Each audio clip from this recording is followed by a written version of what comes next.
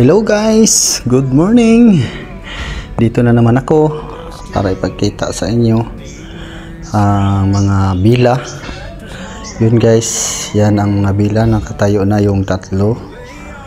So ito na guys, konti na lang para malagyan na ng mga bubong, tsaka yung iba kulang pa sa pag-asintada, tsaka hindi pa nabuhusan yung mga beam.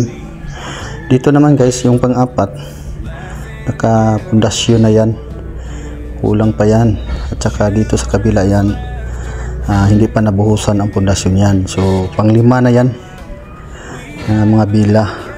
Yun ang area na to guys, medyo malaki din to, 5,200 square meter lang naman to. Yun guys, dito na naman tayo guys. May mga swimming pool din dyan, bawat bila, VIP bila yan ito. Ayan, dito naman guys, ginagawa pa yung ibang mga building dito sa katabi sa spa. Ito ay dito guys, puntahan natin guys. Nagsisimula naman dito sa isang building, nakaplastar na yung mga bakal para mabuhusan naman to.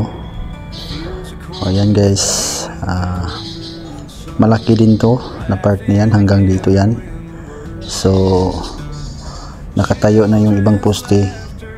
Unti-unti nilang hinukay yung mga butas, nagukay sila kasi may backhoe pa nakalagay, kaya yan lang muna yung poste. So dyan hukayin ba yan, pero hindi pa nahukay nila kasi may backhoe yan, nasira yung backhoe na to, hindi mapatakbo. So ito yan guys, malaki din tong resort na to, 24 rooms, at saka may restaurant, may bar, hindi pa yung kasali. Yun, doon ang staff house dito sa dulo, sa pinakalikod niya. So ito yun guys, ang spa. So yung ibang beam nabuhusan na dyan.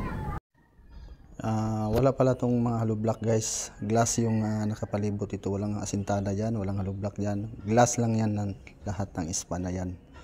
So yun guys, malaki din tong spa na to, glass lahat yan. Yun lang guys, no? Thank you for watching guys.